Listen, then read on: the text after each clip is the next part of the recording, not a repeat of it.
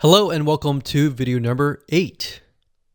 So just want to say congratulations on reaching the end of this video course. We're going to talk about a secret tip that you can use to outrank your competitors.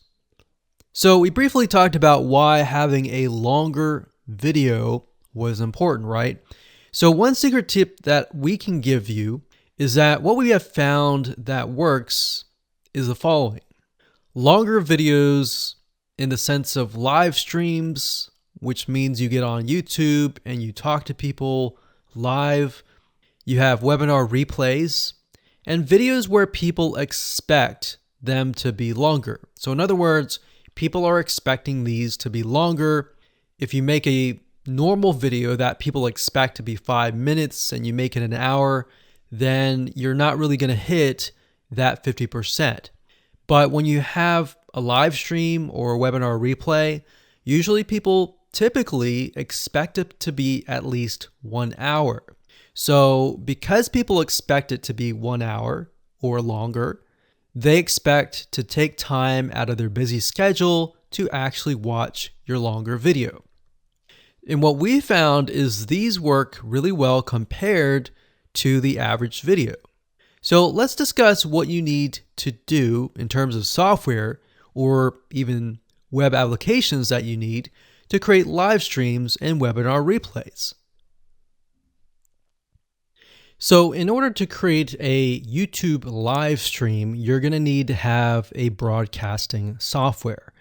There are many. You can go to YouTube and type in live stream, how to set it up, and there's a lot of videos on that.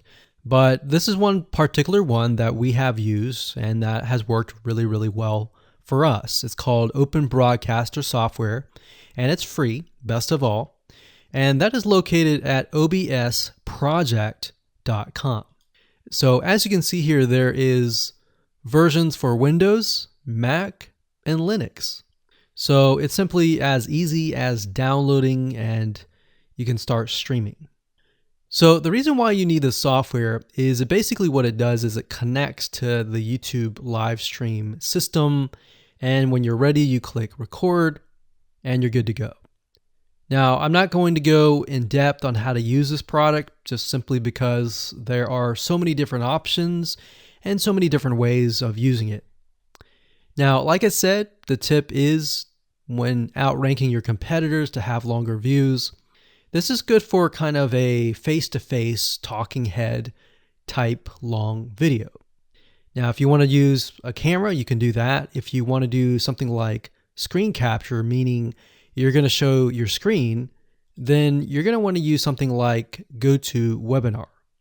And you can go to gotomeeting.com/webinar to do that. Another tool that we have used, which as of now, it is free, and who knows, it could change. So GoToWebinar does cost money, but it's a nice way to kind of engage with people.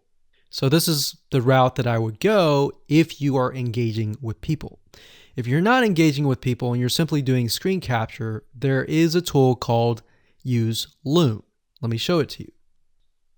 So useloom.com. Loom is essentially a Chrome plugin.